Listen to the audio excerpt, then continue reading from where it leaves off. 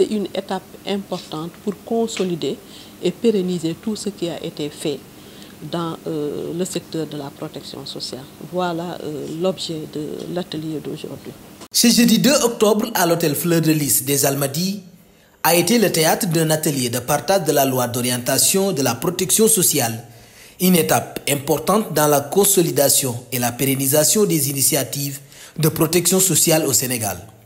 L'événement a été marqué par la présence de Mme Aminata Sow, déléguée générale à la protection sociale et à la solidarité nationale, ainsi que d'autres acteurs clés. J'ai décliné tout le processus, depuis les orientations à donner à ce texte, le partage du draft pour prendre en compte les recommandations, les observations les plus pertinentes des uns et des autres.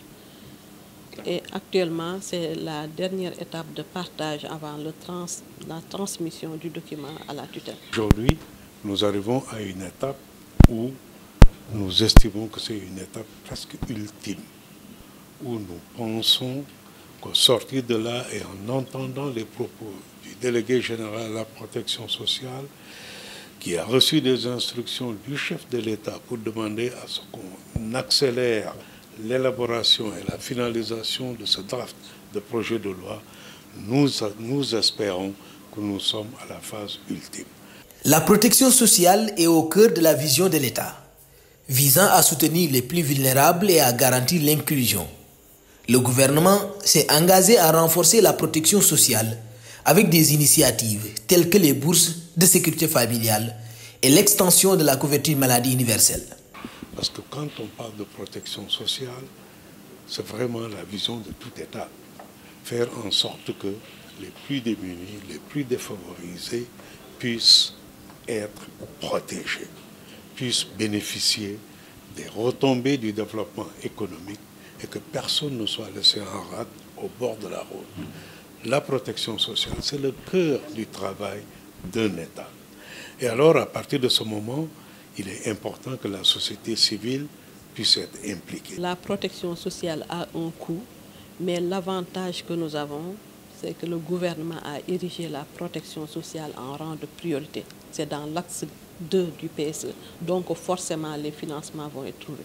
Et il faut aussi reconnaître que le gouvernement a beaucoup fait. Depuis 2012, le gouvernement du président Macky Sall a beaucoup fait en matière de protection sociale. Nous sommes une référence dans la sous-région.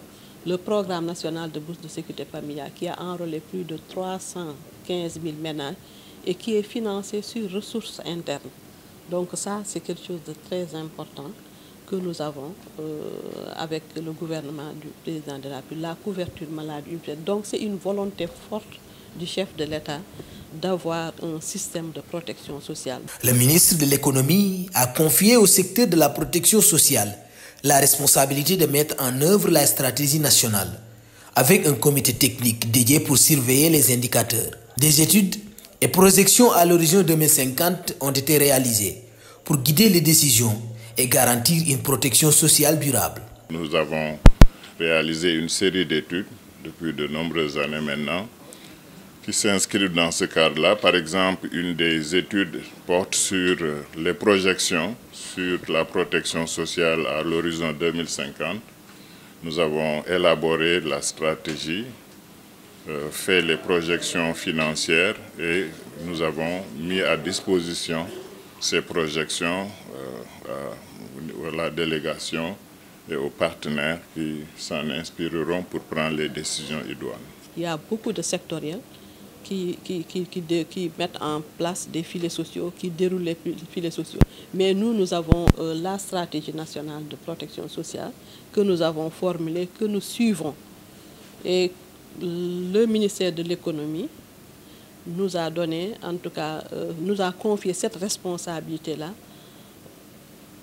sur la thématique protection sociale. Chaque année, les sectoriels de la protection sociale autour du comité technique de protection se regroupent pour renseigner les indicateurs.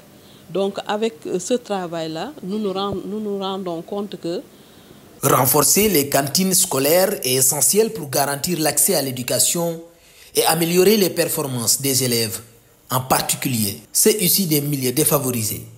Cette mesure contribue à égaliser les opportunités et à briser le cycle intergénérationnel de la pauvreté. Sur le plan cantine scolaire, un filet social qui est très important. Nous devons renforcer. Nous devons renforcer et compte tenu de l'impact que ça a. Nous savons qu'il y a des enfants qui quittent leur domicile, qui ne mangent pas assez, qui passent la journée à l'école, n'ont pas des moyens pour acheter un repas. Donc si on généralise les cantines scolaires, ça va permettre à ces personnes-là, issues de ménages pauvres, d'avoir assez de force, d'avoir assez de capacité pour mieux suivre les études. Et nous avons remarqué que les cantines scolaires augmentent la performance des enfants à l'école. Et c'est une façon de donner la même chance aux enfants des ménages pauvres. De donner cette chance aux enfants des ménages pauvres pour leur permettre vraiment de réussir les études et de devenir quelqu'un demain pour interrompre la transmission intergénérationnelle de la pauvreté. C'est dans ce sens-là que j'ai interpellé les projets et programmes ou bien les directions qui travaillent dans ce secteur. La gouvernance multidimensionnelle repose sur la collaboration entre le gouvernement, la société civile, le secteur privé et les institutions académiques pour produire des politiques publiques informées par des données scientifiques. Cette approche favorise l'intégration d'évidences empiriques dans la formulation des politiques pour une meilleure prise de décision. Je pense que depuis de nombreuses années, les gens travaillent dans une logique de ce qu'on appelle la gouvernance multidimensionnelle, qui est une coproduction des politiques publiques avec les acteurs de la société civile, du secteur privé, l'État au centre, et en associant évidemment les institutions universitaires et de recherche, les institutions académiques, de manière à ce que les informations scientifiques et les évidences qui sont collectées puissent être des bases d'inspiration des politiques publiques.